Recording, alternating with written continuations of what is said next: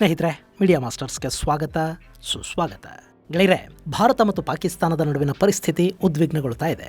ಗಡಿಯಲ್ಲಿ ಸೇನಾ ಜಮಾವಣೆ ಜೋರಾಗ್ತಾ ಇದೆ. ಪಾಕಿಸ್ತಾನ ಸಿಯಾಲ್ಕೋಟ್ ಸಮೀಪದ ಶಾಕರ್ಗಢದಲ್ಲಿ ತನ್ನ ಏರ್ ಡಿಫೆನ್ಸ್ ಸಿಸ್ಟಮ್, ಟ್ಯಾಂಕ್ ಹಾಗೂ ಯುದ್ಧ ವಿಮಾನಗಳನ್ನು ಸನ್ನದ್ಧ ಸ್ಥಿತಿಯಲ್ಲಿಟ್ಟಿದೆ. ಭಾರತ ಇನ್ನೇನು ಕೆಲವೇ ಗಂಟೆಗಳಲ್ಲಿ ದಾಳಿ ಮಾಡೇ ಬಿಡುತ್ತೆ ಅನ್ನೋ ಭಯದಲ್ಲಿ ಪಾಕಿಗಳಿದ್ದಾರೆ. 24 ಗಂಟೆಗಳಲ್ಲಿ ದಾಳಿ ಆಗತ್ತೆ, 36 ಗಂಟೆಗಳಲ್ಲಿ ದಾಳಿ ಆಗತ್ತೆ. ಹೀಗೆ ಪಾಕಿಸ್ತಾನಿ ಮಂತ್ರಿಗಳು ಮಧ್ಯರಾತ್ರಿಲೆದ್ದು ಕನವರಿಸ್ತಾ ಇದ್ದಾರೆ. ಅವ್ರ ಕಣ್ಣುಗಳಲ್ಲಿ ಭಯ ಕಾಣ್ತಾ ಇದೆ. ಹೇಳಿ ಕೇಳಿ ಮಾಡೋದಕ್ಕೆ ಭಾರತ ಏನು ಪಾಕಿಸ್ತಾನದ ಮದುವೆ ಮಾಡೋದಕ್ಕೆ ಹೋಗ್ತಾ ಇದೆ? ಮಾಡ್ತಾ ಇರೋದು ಯುದ್ಧ. ಅಲ್ಲೊಂದು ಸರ್ಪ್ರೈಸ್ ಇರುತ್ತೆ. ದಾಳಿ ಅಚಾನಕ್ ಆಗತ್ತೆ, ಯಾವಾಗ ಬೇಕಾದ್ರೂ ಅದಾಗಬಹುದು. ಆದ್ರೆ ಗೆಳೆಯರೆ, ಈ ಭಯ ಇದೆ ನೋಡಿ, ಇದು ಈ ಬಾರಿ ನೋಡೋದಕ್ಕೆ ಸಖತ್ತು ಖುಷಿ ಕೊಡ್ತಾ ಇದೆ. ಪಾಕಿಗಳ ಎದೆಯಲ್ಲಿ ಬಾರಿಸ್ತಾ ಇರೋ ನಗಾರಿಯ ಸದ್ದು ದೆಹಲಿಯವರೆಗೆ ಕೇಳಿಸ್ತಾ ಇದೆ. ಇನ್ನು ಪಾಕಿಸ್ತಾನ ಕೂಡ ತನ್ನ ಮಿತ್ರರನ್ನ ಹುಡುಕೊಳ್ಳೋದಿಕ್ಕೆ, ಯುದ್ಧ ನಿಲ್ಲಿಸೋದಿಕ್ಕೆ ಸಹಾಯ ಮಾಡಬಹುದಾದವರನ್ನ ಹುಡುಕಿಟ್ಟುಕೊಳ್ಳೋದಿಕ್ಕೆ ಪ್ರಯತ್ನವನ್ನು ಮಾಡ್ತಾ ಇದೆ. ಈ ಪರಿಸ್ಥಿತಿಯನ್ನ ಇಲ್ಲಿವರೆಗೆ ತಂದುಕೊಳ್ಳೋ ಮೂಲಕ ತಪ್ಪು ಮಾಡಿಬಿಟ್ಟೆ ಅಂತ ಪ್ರಧಾನಿ ಸಣ್ಣ ಶರೀಫ್ಗೆ ಅಲ್ಲಿನ ಮಾಜಿ ಪ್ರಧಾನಿ ದೊಡ್ಡ ಶರೀಫು ಅಂದ್ರೆ ನವಾಜ್ ಶರೀಫ್ ಚೀಮಾರಿ ಹಾಕಿರೋ ಬಗ್ಗೆ ಸುದ್ದಿಗಳು ಬರ್ತಾ ಇವೆ. ಒಟ್ಟಾರೆ ಸದ್ಯದ ಪರಿಸ್ಥಿತಿಯಿಂದ ಪಾಕಿಸ್ತಾನದಲ್ಲಿ ತುಂಬಾ ಖುಷಿಯಾಗಿರೋ ಏಕೈಕ ವ್ಯಕ್ತಿ ಅಂದ್ರೆ ಅದು ಇಮ್ರಾನ್ ಖಾನ್ ಮಾತ್ರ. ಯಾಕೆಂದ್ರೆ ಈ ಯುದ್ಧ ಅಥವಾ ಈ ಸಂಘರ್ಷದ ಲಾಭ ಪಾಕಿಸ್ತಾನದಲ್ಲಿ ಭರಪೂರ ಆಗೋದು ಇಮ್ರಾನ್ಗೆನೆ. ಆತ ಖುಷಿಯಾಗಿದ್ದಾನೆ. ಏನೇ ಜೈಲಲ್ಲಿ ಕೂತು ನಮ್ಮ ಹತ್ರ ಅಣುಬಾಂಬಿವೆ ಅಂತ ಆತ ಹೇಳ್ತಾ ಇದ್ರು ಕೂಡ ಮನಸ್ಸಲ್ಲಿ ಖುಷಿ ಇದೆ. ಇನ್ನು ಪಾಕಿಸ್ತಾನಿಗಳನ್ನ ಗಮನಿಸಿ ನೋಡಿ, ಪದೇ ನಮ್ಮ ಹತ್ರ ಅಣುಬಾಂಬಿದೆ ಅಂತ ಹೇಳ್ಕೊತಾರೆ. ಭಾರತದ ಬಳಿ ಕೂಡ ಅಣುಬಾಂಬುಗಳಿವೆ. ಆದ್ರೆ ಅವ್ರು ಯಾವತ್ತಾದ್ರೂ ಅದನ್ನು ಹೇಳ್ಕೊಂಡಿದಾರ? ನಾವು ಅಣುಬಾಂಬ್ ಹಾಕ್ತೀವಿ ಅಂತ ಯಾರನ್ನಾದ್ರೂ ಹೆದರಿಸೋ ಪ್ರಯತ್ನವನ್ನು ಮಾಡಿದಾರ? ಯಾವನು ಹೆದರಿರ್ತಾನೆ ಅವನ ಬಾಯಲ್ಲಿ ಬರೋ ಮಾತುಗಳು ಪಾಕಿಗಳ ಬಾಯಲ್ಲಿ ಬರ್ತಾ ಇವೆ. ಆದ್ರೆ ಭಾರತ ಶಾಂತವಾಗಿದೆ. ಏನು ಮಾಡಬೇಕು ಅದನ್ನ ಮಾತ್ರ ಸದ್ದಿಲ್ಲದೆ ಮಾಡ್ತಾ ಇದೆ. ಅತ್ಯಂತ ಮುಖ್ಯವಾಗಿ ಮಾಧ್ಯಮಗಳ ಲೈವ್ ಕವರೇಜ್ ನಿಂದ ದೂರ ಉಳಿದು ಮಾಡ್ತಾ ಇದೆ. ಇನ್ನು ಗೆಳೆಯರೆ, ಈ ಸಂದರ್ಭದಲ್ಲಿ ಯುದ್ಧ ಅನ್ನೋದು ಭಾರತ ಮತ್ತು ಪಾಕಿಸ್ತಾನಗಳ ನಡುವೆ ಆಗತ್ತಾ, ಬಲೂಚಲ್ಲಾಗತ್ತಾ, ಆಫ್ಘನ್ ಗಡಿಯಲ್ಲಾಗತ್ತಾ ಗೊತ್ತಿಲ್ಲ. ಯುದ್ಧನೇ ಆಗತ್ತಾ ಅಥವಾ ಒಂದಷ್ಟು ನಿರ್ದಿಷ್ಟ ಕಾರ್ಯಾಚರಣೆಗಳು ಮಾತ್ರ ಆಗತ್ವಾ ಅನ್ನೋದು ಖಚಿತವಾಗಿ ಗೊತ್ತಾಗ್ತಾ ಇಲ್ಲ. ಆದ್ರೆ ಅಕಸ್ಮಾತ್ ಯುದ್ಧ ಏನಾದ್ರೂ ಆದ್ರೆ ಯಾವ ದೇಶಗಳು ಯಾರ ಪರ ನಿಲ್ಲತ್ವೆ? ಭಾರತದ ಜೊತೆ ಗಟ್ಟಿಯಾಗಿ ನಿಲ್ಲಬಲ್ಲ ದೇಶಗಳು ಯಾವುವು? ಪಾಕಿಸ್ತಾನಕ್ಕೆ ಸಹಕಾರ ಕೊಡೋ ದೇಶಗಳು ಯಾವುವು? ಪಶ್ಚಿಮದ ದೇಶಗಳಲ್ಲಿ ಏನು ಮಾಡುತ್ತವೆ ಅನ್ನೋದ್ರ ಬಗ್ಗೆ ಒಂದಷ್ಟು ಮಾಹಿತಿಯನ್ನ ನಾವಿಲ್ಲಿ ನೋಡೋಣ.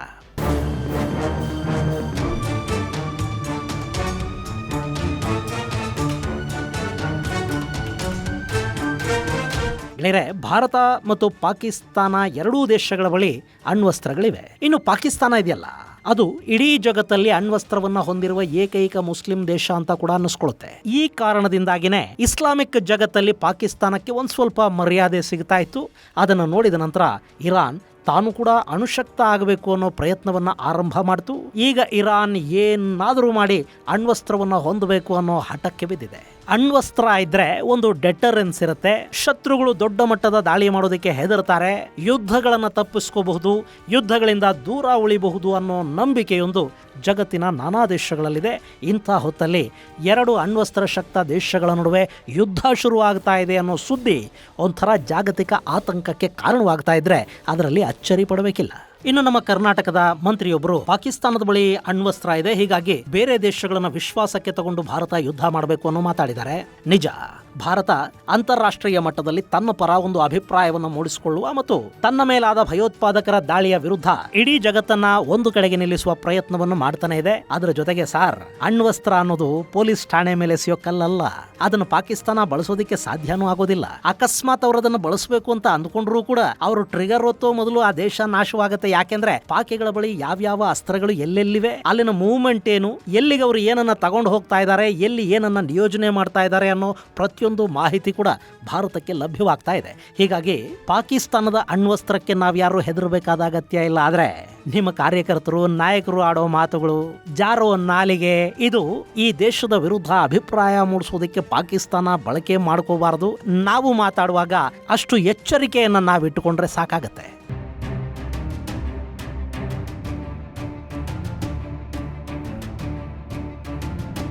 ಇನ್ನು ಗೆಳೆಯರೆ, ಅಣ್ವಸ್ತ್ರ ಅನ್ನೋದು ರಷ್ಯಾದ ಬಳಿನೂ ಇದೆ. ಯುಕ್ರೇನ್ನ ಯುದ್ಧದಲ್ಲಿ ಅದನ್ನು ಬಳಸಿಬಿಟ್ಟಿದ್ರೆ ಇಷ್ಟು ವರ್ಷಗಳ ಕಾಲ ಆ ಯುದ್ಧ ನಡಿಬೇಕಾದ ಅಗತ್ಯನೇ ಇರ್ತಿರ್ಲಿಲ್ಲ ಅಲ್ವಾ? ಅದು ಬಳಸೋದಕ್ಕಿರೋದಲ್ಲ, ಹೆದರಿಸೋದಕ್ಕಿರೋ ಅಸ್ತ್ರ ಮಾತ್ರ.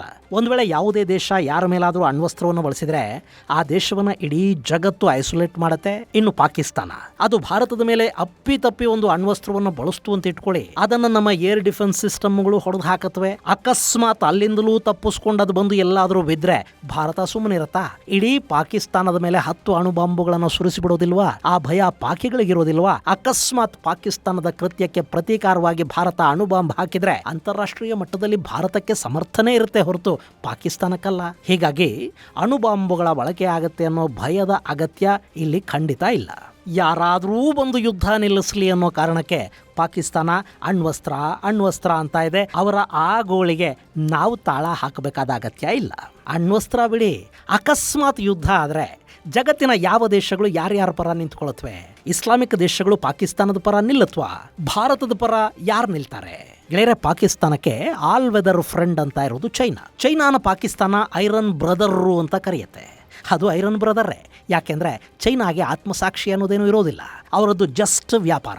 ಅವರು ಪಾಕಿಸ್ತಾನದಲ್ಲಿ ಹೂಡಿಕೆಗಳನ್ನು ಮಾಡಿದ್ದಾರೆ. ಅದನ್ನು ಕಾಪಾಡ್ಕೋಬೇಕು ಅಂದ್ರೆ ಪಾಕಿಸ್ತಾನ ಇರಬೇಕು. ಹೀಗಾಗಿ ಪಾಕಿಸ್ತಾನದ ಬೆಂಬಲಕ್ಕೆ ಚೈನಾ ನಿಲ್ಲಬಹುದು. ಆದರೆ ಈ ಹಿಂದೆ ಭಾರತ ಮತ್ತು ಪಾಕಿಸ್ತಾನಗಳ ನಡುವೆ 5 ಯುದ್ಧಗಳಾಗಿವೆ ಅಲ್ವಾ? ಆಗ ಯಾವತ್ತೂ ನೇರವಾಗಿ ಚೈನಾ ಪಾಕಿಸ್ತಾನಕ್ಕೆ ಬೆಂಬಲವನ್ನು ಕೊಡೋದಿಕ್ಕೆ ಹೋಗಿಲ್ಲ. 1965ರ ಯುದ್ಧದಲ್ಲಿ ಚೈನಾದ ಬೆಂಬಲ ನಮಗೆ ಸಿಗಲಿ ಅನ್ನೋ ಕಾರಣಕ್ಕೇನೆ ಶಾಕ್ಸ್ಗಮ್ ವ್ಯಾಲಿಯನ್ನ ಪಾಕಿಸ್ತಾನ ಚೈನಾಗೆ ಗಿಫ್ಟ್ ಕೊಡುತ್ತೆ. ಆದರೂ ಕೂಡ ಆ ಯುದ್ಧದಲ್ಲಿ ಭಾರತ ಪಾಕಿಸ್ತಾನದ ನಡ ಮುರಿಯುವಾಗ ಪಾಕಿಗಳ ಬೆಂಬಲಕ್ಕೆ ಚೈನಾ ಬರಲೇ ಇಲ್ಲ.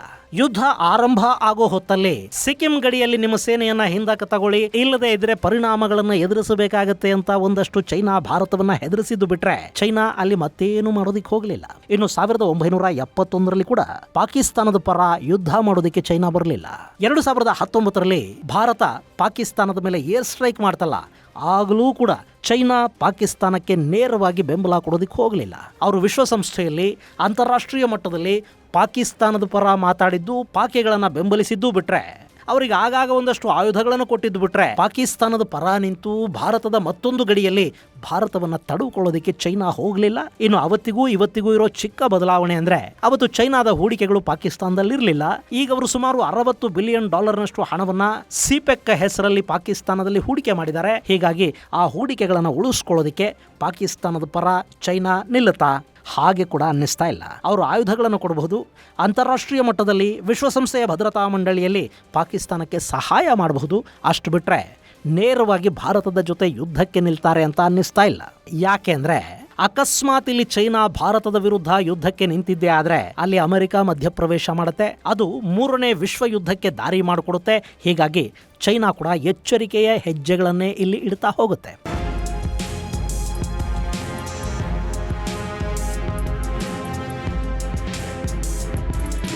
ಇನ್ನು ಪಾಕಿಸ್ತಾನದ ಜೊತೆ ನಿಲ್ಲಬಹುದಾದ ನಿರೀಕ್ಷೆ ಇರುವ ಮತ್ತೊಂದು ದೇಶ ಅಂದ್ರೆ ಅದು ಅಜರ್ಬೈಜಾನ್ ಅಂದ್ರೆ ನೀವು ಇಲ್ಲಿ ಮ್ಯಾಪ್ ಅಲ್ಲಿ ನೋಡ್ತಾ ಇದೀರಲ್ಲ, ಇದು ಒಂದು ಕಾಲಕ್ಕೆ ಸೋವಿಯತ್ನ ಭಾಗ ಆಗಿದ್ದ ದೇಶ. ಇದು ಸೋವಿಯತ್ ವಿಭಜನೆಯ ನಂತರ ಅಜರ್ಬೈಜಾನ್ ಮತ್ತು ಆರ್ಮೇನಿಯಾ ಅನ್ನೋ 2 ದೇಶಗಳು ಇಲ್ಲಿ ಹುಟ್ಟುಕೊಂಡವು. ಆರ್ಮೇನಿಯಾದಲ್ಲಿ ಕ್ರೈಸ್ತರಿದ್ರೆ ಅಜರ್ಬೈಜಾನ್ ನಲ್ಲಿ ಮುಸ್ಲಿಮರಿದ್ದಾರೆ. ಸೊ ಮತದ ಕಾರಣಕ್ಕೆ ಅಜರ್ಬೈಜಾನ್ ಪಾಕಿಸ್ತಾನದ ಪರ ನಿಲ್ಲಬಹುದು. ಜೊತೆಗೆ ಅಜರ್ಬೈಜಾನ್ ಹಾಗೂ ಆರ್ಮೇನಿಯಾ ನಡುವಿನ ಯುದ್ಧದಲ್ಲಿ ಪಾಕಿಸ್ತಾನ ತಾನೇ ನಿಂತು ತನ್ನ ಸೇನೆಯನ್ನ ಕಳುಹಿಸಿ ಆರ್ಮೇನಿಯಾ ವಿರುದ್ಧ ಯುದ್ಧ ಮಾಡಿದೆ. ಈ 2 ದೇಶಗಳು ಹಾಗೂ ಟರ್ಕಿಯ ನಡುವೆ ಒಂದು ಕೂಟ ರಚನೆಯಾಗಿದೆ. ಹೀಗಾಗಿ ಅಜರ್ಬೈಜಾನ್ ಪಾಕಿಸ್ತಾನದ ಪರ ನಿಲ್ಲಬಹುದು ಅನ್ನೋ ನಿರೀಕ್ಷೆ. ಹಾಗೇನಾದ್ರೂ ಅವರು ಮಾಡೋದಿಕ್ಕೆ ಹೋದ್ರೆ, ಅವರ ಸೇನೆಯನ್ನ ಪಾಕಿಸ್ತಾನದ ಕಡೆಗೆ ಏನಾದ್ರೂ ಕಳುಹಿಸಿಕೊಟ್ರೆ ಆರ್ಮೇನಿಯಾ ಅಜರ್ಬೈಜಾನ್ ಮೇಲೆ ಮುರುಕೊಂಡು ಬೀಳೋ ಸಾಧ್ಯತೆಗಳಿರುತ್ತವೆ. ಯಾಕೆಂದ್ರೆ ಈ 2 ದೇಶಗಳ ನಡುವೆ ನಗರ್ನೋ ಕರಾಬಾಕ್ ಅನ್ನೋ ಪ್ರದೇಶಕ್ಕಾಗಿ ಜಗಳ ಇದೆ. ಇತ್ತೀಚೆಗೆ ಈ ನಗರ್ನೋ ಕರಾಬಾಕ್ ಅನ್ನ ಅಜರ್ಬೈಜಾನ್ ಆಕ್ರಮಿಸಿಕೊಂಡಿದೆ. ಹಾಗೆ ಇರಾನ್ ಹಾಗೂ ಆರ್ಮೇನಿಯಾಗಳನ್ನ ಸಂಧಿಸುವ ಗಡಿ ಪ್ರದೇಶವನ್ನು ಕೂಡ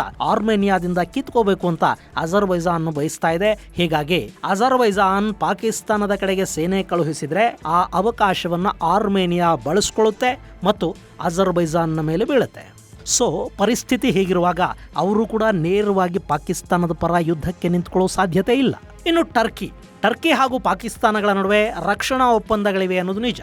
ಟರ್ಕಿ ಡ್ರೋನ್ ಸೇರಿದ ಹಾಗೆ ಪಾಕಿಸ್ತಾನದ ನೌಕಾಪಡೆಯನ್ನ ಅಪ್ಗ್ರೇಡ್ ಮಾಡೋದಕ್ಕೆ ಕೂಡ ಸಹಾಯ ಮಾಡಿದೆ. ನಿಜ, ಟರ್ಕಿ ಇಲ್ಲಿ ಪಾಕಿಸ್ತಾನಕ್ಕೆ ಮತ್ತೊಂದಷ್ಟು ಆಯುಧಗಳ ಸರಬರಾಜನ್ನ ಮಾಡಬಹುದೇ ಹೊರತು ಸೇನೆಯನ್ನ ಕಳುಹಿಸಿಕೊಡುವ ಸಾಹಸವನ್ನ ಮಾಡೋದಿಲ್ಲ. ಯಾಕೆಂದ್ರೆ ಟರ್ಕಿಯ ಒಳಗೆ ಕೂಡ ರಾಜಕೀಯ ಪರಿಸ್ಥಿತಿಗಳು ಸರಿ ಇಲ್ಲ. ಹೀಗಾಗಿ ಅವರು ಈ ಬಾರಿ ದೊಡ್ಡ ಮಟ್ಟದ ರಿಸ್ಕ್ ಅನ್ನ ತಗೊಳ್ಳೋದಕ್ಕೆ ಹೋಗಲಾರರು. ಇನ್ನು ಬಾಂಗ್ಲಾದೇಶ ಪಾಕಿಸ್ತಾನಕ್ಕೆ ಏನಾದರೂ ಸಹಾಯ ಮಾಡಬಹುದಾ? ಅವರು ಸದ್ಯದ ಪರಿಸ್ಥಿತಿ ಬಗ್ಗೆ ನಿಮಗೆ ಹೇಳಬೇಕಾದ ವಿಷಯಗಳು ಸಾಕಷ್ಟಿವೆ. ಅಲ್ಲಿ ಕರೆನ್ಸಿ ಕ್ರೈಸಿಸ್ ಉಂಟಾಗಿದೆ. ಇನ್ನು ಮುಂದಿನ ವರ್ಷ ಅವರು ಗಂಗಾ ನದಿ ನೀರಿನ ಹಂಚಿಕೆ ಒಪ್ಪಂದವನ್ನ ಇಟ್ಟುಕೊಂಡು ಭಾರತದ ಬಳಿ ಮಾತುಕತೆಗೆ ಬರಬೇಕು. ಆ ಒಪ್ಪಂದ ಮುಂದಿನ ವರ್ಷಕ್ಕೆ ಮುಕ್ತಾಯ ಆಗತ್ತೆ. ಅದನ್ನು ನವೀಕರಿಸಿಕೊಳ್ಳದೆ ಇದ್ರೆ ಬಾಂಗ್ಲಾಗೆ ಬೇಸಿಗೆಯಲ್ಲಿ ಬರ, ಮಳೆಗಾಲದಲ್ಲಿ ಪ್ರವಾಹ ಶುರು ಆಗುತ್ತೆ. ಅಲ್ಲಿನ ರೈತರು ಹಾಳಾಗ್ತಾರೆ. ಅಲ್ಲಿನ ನದಿಗಳು ಸಿಲ್ಟ್ ನಿಂದ ತುಂಬ ಹೋಗುತ್ತವೆ. ಕುಡಿಯುವ ನೀರಿಗೂ ಹಾಹಾಕಾರ ಅಲ್ಲಿ ಶುರು ಆಗುತ್ತೆ. ಅವರ ಟೂರಿಸಂ ಕೂಡ ಮಲಗುತ್ತೆ. ಹೀಗಾಗಿ ಬಾಂಗ್ಲಾ ಭಾರತದ ವಿರುದ್ಧ ಪಾಕಿಸ್ತಾನಕ್ಕೆ ನೇರವಾಗಿ ಬೆಂಬಲ ಕೊಡುವ ಮಾತಾಡೋದು ಡೌಟೆ. ಅಕಸ್ಮಾತ್ ಹಾಗೇನಾದ್ರೂ ನಾವು ಬೆಂಬಲ ಕೊಡ್ತೀವಿ ಅಂತ ಹೇಳೇ ಬಿಟ್ರೆ ಯುನಸ್ಗಿಂತ ಮೂರ್ಖ ಬೇರೆ ಯಾರು ಇರೋದಕ್ಕೆ ಸಾಧ್ಯನೇ ಇಲ್ಲ. ಹಾಗಂತ ಬಾಂಗ್ಲಾ ಪಾಕಿಗಳಿಗೆ ಸಹಾಯನೇ ಮಾಡೋದಿಲ್ವಾ? ರಕ್ತ ಅನ್ನೋದು ನೀರಿಗಿಂತ ಯಾವಾಗ್ಲೂ ಗಟ್ಟಿ ಇರುತ್ತೆ, ತಿಳ್ಕೊಳ್ಳಿ. ಹಿಂಗಾಗಿ ಬಾಂಗ್ಲಾ ಸಹಾಯ ಮಾಡೋದಿಲ್ಲ ಅಂತಲ್ಲ. ಈ ಸಂದರ್ಭವನ್ನು ಬಳಸಿಕೊಂಡು ಬಾಂಗ್ಲಾದೇಶ ತನ್ನಲ್ಲಿನ ಉಗ್ರರನ್ನ ಭಾರತದ ಒಳಕ್ಕೆ ನುಸುಳಿಸುವ ಕೆಲಸವನ್ನು ಮಾಡಬಹುದು. ಮೊನ್ನೆ LETಯ ಬಾಂಗ್ಲಾ ಮುಖ್ಯಸ್ಥನ ಜೊತೆ ಅಲ್ಲಿನ ಕಾನೂನು ಸಲಹೆಗಾರ ಸಭೆ ಮಾಡಿದ್ದಾನೆ. ಹೀಗಾಗಿ ಬಾಂಗ್ಲಾ ತೆರೆಮರೆಯಲ್ಲಿ ಪಾಕಿಸ್ತಾನಕ್ಕೆ ಸಹಾಯ ಮಾಡಬಹುದು, ಆದರೆ ಸೇನೆಯನ್ನ ಬಳಸೋದಿಲ್ಲ. ಇನ್ನು ಪಾಕಿಗಳಿಗೆ ಕೊಡೋದಿಕ್ಕೆ ಅವ್ರ ಬಳಿ ಕೂಡ ಏನೂ ಇಲ್ಲ. So China, Azerbaijan, Turkey, Bangladesh ಇವರನ್ನು ಬಿಟ್ರೆ ಪಾಕಿಸ್ತಾನದ ಬೆಂಬಲಕ್ಕೆ ನಿಲ್ಲಬಹುದು ಅಂತ ಅಂದುಕೊಳ್ಳೋದಕ್ಕೆ ಕೂಡ ಅಲ್ಲಿ ಯಾವ ಮುಸ್ಲಿಂ ದೇಶನೂ ಕಾಣ್ತಾ ಇಲ್ಲ. ಗೆಳೆಯರೆ, ಇಲ್ಲಿ ಮುಸ್ಲಿಂ ದೇಶಗಳು ಪಾಕಿಸ್ತಾನಕ್ಕೆ ಯಾಕೆ ಸಪೋರ್ಟ್ ಮಾಡಬೇಕು ಹೇಳಿ? ಮುಸ್ಲಿಮರಿಗಾಗಿ ಪಾಕಿಸ್ತಾನ ಏನ್ ಮಾಡಿದೆ? ಬಲೂಚಿಸ್ತಾನದಲ್ಲಿ ಅವರು ಕೊಲ್ತಾ ಇರೋದು ಮುಸ್ಲಿಮರನ್ನ.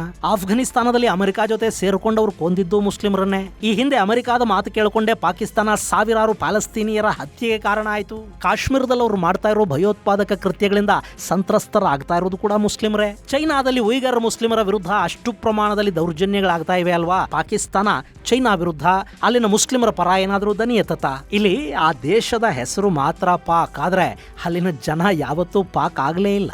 ಇನ್ನು ಇಸ್ಲಾಂ ಅನ್ನೋ ಒಂದೇ ಕಾರಣಕ್ಕೆ ಇಸ್ಲಾಮಿಕ್ ದೇಶಗಳು ಸಪೋರ್ಟ್ ಮಾಡಬೇಕು ಅನ್ನೋದಾದ್ರೆ ಪಾಕಿಸ್ತಾನದಲ್ಲಿ ಇರುವಷ್ಟೇ ಮುಸ್ಲಿಮರು ಭಾರತದಲ್ಲಿದ್ದಾರೆ. ಇವತ್ತು ಇಂಡೋನೇಷ್ಯಾ ಹಾಗೂ ಪಾಕಿಸ್ತಾನಗಳನ್ನು ಬಿಟ್ರೆ ಅತಿ ಹೆಚ್ಚು ಮುಸ್ಲಿಮರು ಭಾರತದಲ್ಲಿದ್ದಾರೆ ಅನ್ನೋ ಕಾರಣಕ್ಕೇನೆ OIC ಅಂದ್ರೆ ಆರ್ಗನೈಸೇಷನ್ ಆಫ್ ಇಸ್ಲಾಮಿಕ್ ಕೋಆಪರೇಷನ್ ತನ್ನ ಸಭೆಗೆ ಭಾರತವನ್ನ ಗೌರವಾನ್ವಿತ ಸದಸ್ಯನನ್ನಾಗಿ ಆಹ್ವಾನ ಮಾಡುತ್ತೆ. ಇನ್ನು ಸ್ನೇಹಿತರೆ, ಈ ಜಿಯೋ ಪಾಲಿಟಿಕ್ಸ್ ಅನ್ನೋದಿದೆ ನೋಡಿ, ಇದು ಕೇವಲ ಮತ ಧರ್ಮಗಳ ಮೇಲೆ ನಡೆಯೋದಿಲ್ಲ.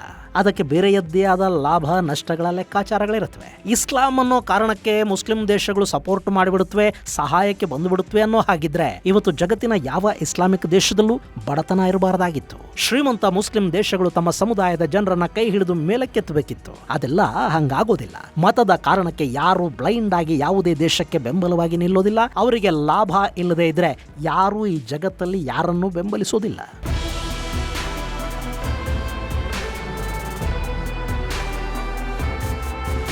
ಇಲ್ಲಿ ನಿಮಗೊಂದು ವಿಷಯನ ಹೇಳಬೇಕು.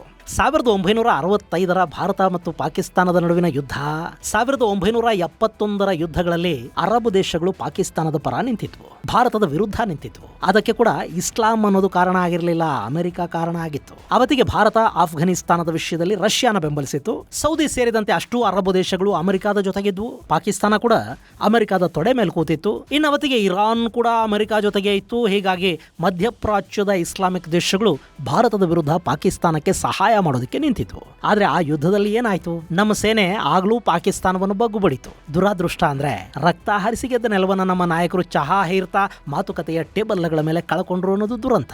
ಅವತ್ತೂ ಕೂಡ ಗೆಲುವು ವರಿಸಿದ್ದು ಭಾರತದ ವೀರ ಯೋಧರನ್ನೇ ಅನ್ನೋದನ್ನ ನಾವು ಮರೆಯೋ ಹಾಗಿಲ್ಲ.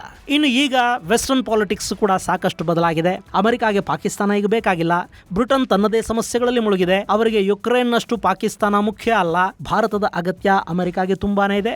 ಅವರು ಲಾಭ ಇರೋ ಕಡೆಗೆ ನಿಲ್ತಾರೆ. ಸೊ ಭಾರತವನ್ನು ಬಿಟ್ಟು ಪಾಕಿಸ್ತಾನವನ್ನು ಅವ್ರು ಯಾಕೆ ಬೆಂಬಲಿಸಬೇಕು? ಇನ್ನು ಈ ಸಂಘರ್ಷ ಅಮೆರಿಕದ ಇಶಾರೆ ಇಲ್ಲದೆ ನಡೀತಿದೆ ಅಂತಲೂ ಅನ್ನಿಸ್ತಾ ಇಲ್ಲ.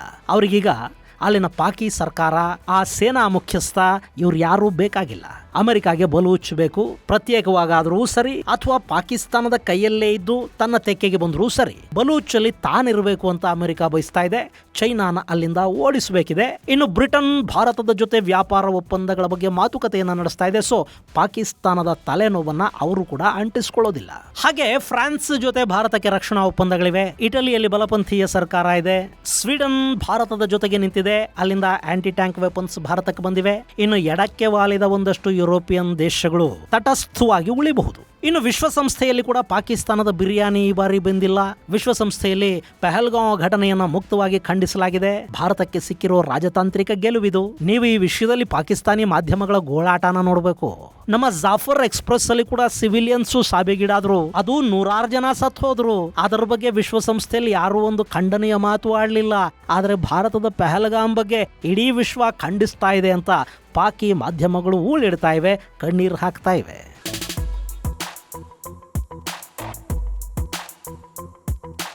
ಇನ್ನು ಈ ಸಂದರ್ಭದಲ್ಲಿ ಭಾರತದ ಜೊತೆ ಯಾರೆಲ್ಲ ನಿಲ್ಲಬಹುದು ಗೆಳೆಯರೆ? ಇಲ್ಲಿ ಯಾವುದೇ ಮುಲಾಜಿಲ್ಲದೆ, ಷರತ್ತುಗಳಿಲ್ಲದೆ ಭಾರತದ ಜೊತೆ ನಿಲ್ಲುವ ಯಾವುದಾದ್ರೂ ದೇಶ ಅಂತ ಇದ್ರೆ ಅದು ಇಸ್ರೇಲ್. ಇಲ್ಲಿ ಎರಡೂ ದೇಶಗಳು ಒಂದೇ ದೋಣಿಯಲ್ಲಿ ಪ್ರಯಾಣ ಮಾಡ್ತಾ ಇವೆ. ಇಬ್ಬರೂ ಹೊಡೆದಾಡ್ತಾ ಇರೋದು ಇಸ್ಲಾಮಿಕ್ ಭಯೋತ್ಪಾದನೆಯ ವಿರುದ್ಧನೇ. ಇನ್ನು 1999ರ ಕಾರ್ಗಿಲ್ ಯುದ್ಧದ ಸಮಯದಲ್ಲಿ ಕೂಡ ಇಸ್ರೇಲ್ ಸಾಕಷ್ಟು ಆಯುಧಗಳನ್ನ ಭಾರತಕ್ಕೆ ಮಾರಾಟ ಮಾಡಿತ್ತು. ಈಗಂತೂ ಭಾರತ ಮತ್ತು ಇಸ್ರೇಲ್ ನಡುವಿನ ಸ್ನೇಹ ಗಾಢವಾಗಿದೆ. ಇಸ್ರೇಲ್ ಭಾರತದ ಬೆನ್ನಿಗೆ ನಿಲ್ಲಬಹುದು ಅಂತ ಹೇಳಲಾಗ್ತಾ ಇದೆ. ಇನ್ನು ರಷ್ಯಾ ಕೂಡ ಯಾವುದೇ ಸಂದರ್ಭದಲ್ಲಿ ನಾವು ಭಾರತದ ಜೊತೆಗೆ ನಿಲ್ತೀವಿ, ಈ ಹಿಂದೆ ಕೂಡ ಭಾರತದ ಜೊತೆಗೆ ನಿಂತಿದ್ದೀವಿ ಅಂತ ಹೇಳ್ತಾ ಇದೆ. ನಮ್ಮಿಂದ ಏನೇ ಸಹಾಯ ಬೇಕಿದ್ರೂ ನಿಸ್ಸಂಕೋಚವಾಗಿ ಕೇಳಿ ಅಂತ ರಷ್ಯಾ ಭಾರತಕ್ಕೆ ತಿಳಿಸಿದೆ. ಆದರೆ ಸದ್ಯದ ಪರಿಸ್ಥಿತಿಯಲ್ಲಿ ರಷ್ಯಾನೇ ಯುದ್ಧಗ್ರಸ್ತವಾಗಿದೆ. ಹೀಗಾಗಿ ಅವರು ನಮಗೆ ದೊಡ್ಡ ಮಟ್ಟದ ಸಹಾಯವನ್ನು ಮಾಡಲಾರರು. ಇನ್ನು ರಷ್ಯಾದ ಸಹಾಯ ಕೂಡ ಭಾರತಕ್ಕೆ ಏನು ಬೇಕಾಗುವುದಿಲ್ಲ. ಆದರೆ ನಾವು ನಿಮ್ಮ ಜೊತೆ ಇದ್ದೀವಿ ಅನ್ನೋ ಮಾತಿದೆ ನೋಡಿ, ಅದೇ ಒಂದು ದೊಡ್ಡ ಶಕ್ತಿಯನ್ನು ಕೊಡುತ್ತೆ. ರಷ್ಯಾ UNSCಲಿ ಭಾರತದ ಪರ ನಿಲ್ಲುತ್ತೆ. ಇನ್ನು ರಾಜನಾಥ್ ಸಿಂಗ್ ರಷ್ಯಾಗೆ ಹೋಗ್ತಾ ಇದ್ದಾರೆ ಅನ್ನೋ ಮಾಹಿತಿ ಕೂಡ ಬರ್ತಾ ಇದೆ. ಗೆಳೆಯರಲ್ಲಿ ಯಾವ ದೇಶವೂ ಭಾರತಕ್ಕೆ ಸೇನಾ ಸಹಾಯವನ್ನು ಮಾಡಬೇಕಾಗಿಲ್ಲ. ನಮ್ಮ ಯುದ್ಧವನ್ನು ನಮ್ಮ ಸೈನಿಕರು ಮಾಡ್ತಾರೆ. ಆದರೆ ಭಾರತದ ಮೇಲೆ ವಿನಾಕಾರಣ ಒತ್ತಡಗಳನ್ನ ಹೇರುವ ಕೆಲಸವನ್ನ ಅಂತಾರಾಷ್ಟ್ರೀಯ ಸಮುದಾಯ ಮಾಡದೇ ಇದ್ರೆ ಸಾಕು. ಈ ಬಾರಿ ಅದು ಕೂಡ ಆಗಲಾರದು. ಮತ್ತು ಸೈನಿಕರ ಗೆಲುವನ್ನ ಭಾರತ ಟೇಬಲ್ ಮೇಲೆ ಸೋತು ಬರೋ ಸನ್ನಿವೇಶ ಕೂಡ ಈ ಬಾರಿ ಇದ್ದಂತೆ ಕಾಣ್ತಾ ಇಲ್ಲ. ಗೆಳೆಯರೆ, ಈ ಟೇಬಲ್ ಮೇಲೆ ಸೋಲೋದು ಅಂದ್ರೆ ಏನು ಅಂತ ನಿಮಗೆ ಅನ್ನಿಸ್ತಾ ಇರಬೇಕು. ಮೊನ್ನೆ ಅಷ್ಟೇ ಆ ಬಗ್ಗೆ ಒಂದು ವಿಡಿಯೋ ಮಾಡಿದ್ದೀನಿ. ಅದರ ಲಿಂಕ್ ಅನ್ನ ಡಿಸ್ಕ್ರಿಪ್ಷನ್ ಬಾಕ್ಸ್ ಅಲ್ಲಿ ಕೊಡ್ತಾ ಇದ್ದೀನಿ, ನೀವು ಅದನ್ನು ಕೂಡ ನೋಡಬಹುದು. ಇದು ಗೆಳೆಯರೆ, ಅಕಸ್ಮಾತ್ ಯುದ್ಧ ಏನಾದರೂ ಆದ್ರೆ ವಿಶ್ವದ ಯಾವ್ಯಾವ ದೇಶಗಳು ಯಾರ ಪರ ನಿಲ್ಲಬಹುದು ಅನ್ನೋ ಕುರಿತಾದ ಒಂದಷ್ಟು ಮಾಹಿತಿ ಮುಂದಿನ ಸಂಚಿಕೆಯಲ್ಲಿ ಮತ್ತಷ್ಟು ವಿಶೇಷಗಳ ಜೊತೆ ಮತ್ತೆ ಭೇಟಿಯಾಗೋಣ. ಅಲ್ಲಿವರೆಗೆ ಜೈ ಹಿಂದ್, ಜೈ ಕರ್ನಾಟಕ.